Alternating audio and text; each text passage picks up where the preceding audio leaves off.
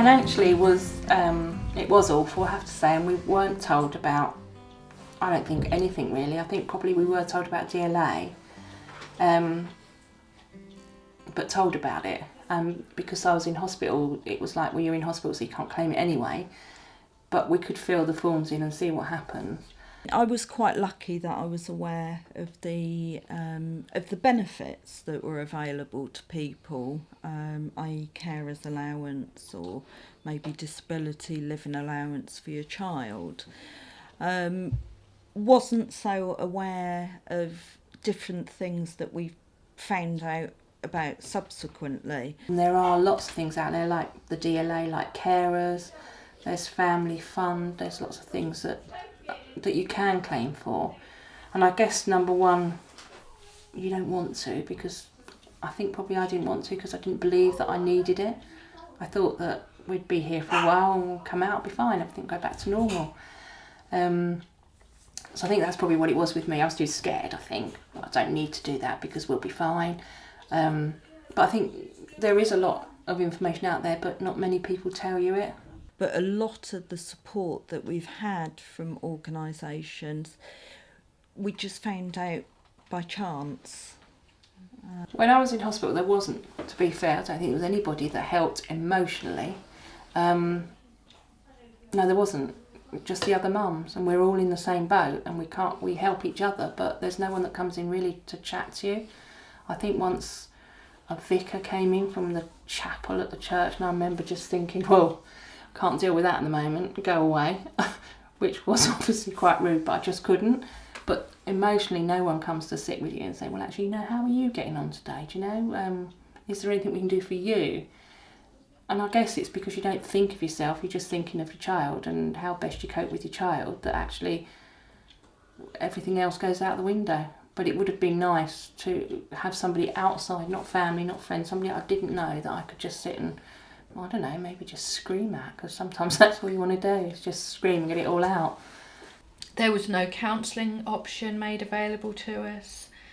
I remember a few days after Camille was diagnosed, saying, we've not been offered any counselling, and found it appalling. And a lady came to see us who, she was an ex-nurse who'd retrained as a counsellor, and they took us into a side room, and she was dreadful. She just said, I need to put all my feelings into a box with a very loose lid on top of them, and I need to tuck that box away until I'm ready to... to me it was just textbook counselling, I thought it was very poor, and I think it made me even more depressed. It's interesting for me approaching families in those times where they are in the realms of a new diagnosis, in the path of treatment. And often we talk about accessing a psychologist, or what would it be like for you to seek some help or some support via counselling or therapy. Often counselling and therapy can be seen in quite a negative light, as if I'm a failure. If I need your help, then I'm not doing my job as a parent, not doing my job as a sister or brother. I would counteract that by kind of using a medical example. So for example, you break your leg tomorrow. Would you go running on that the next day? No, you'd need a plaster cast. You'd need a crutch. Sometimes we need some support to just help us get going again.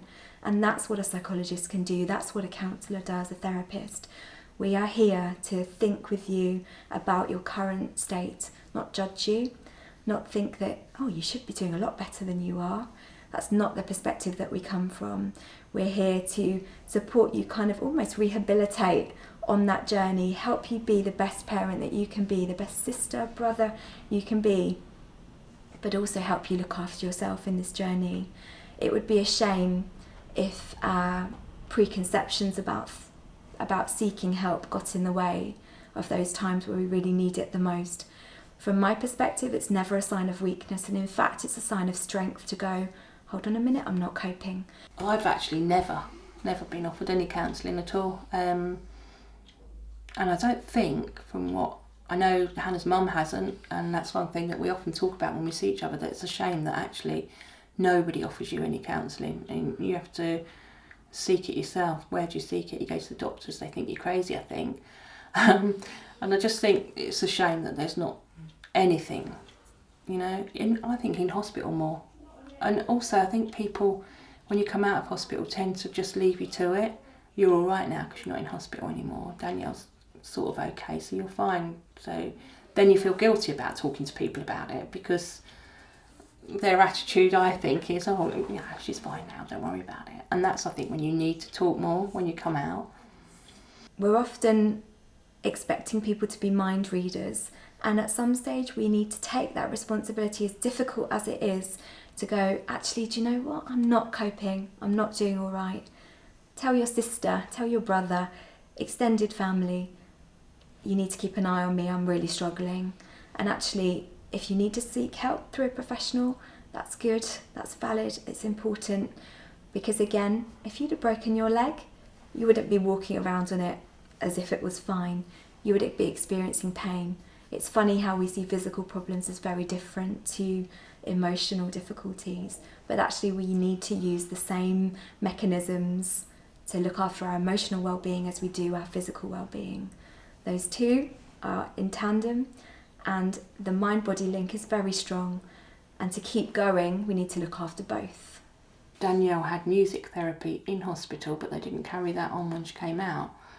And so really, as well for Danielle, I think it would have been nice for her to have something at home. And it probably would have been good for me as well, because I did feel like when we came out of hospital, there you go, we've done our bit, she's okay, get on with your life. And actually I think that's the difficult time, because you haven't got anyone to help you with that. And it would have been really, really good for Danielle to have some sort of therapy here, with Laura or without Laura, or together, apart, whatever. Because then I wouldn't have felt so. I think you do feel quite alone then when you come home. If you would like further information on any matters raised in this film, please go to www.jossearchlight.org.uk.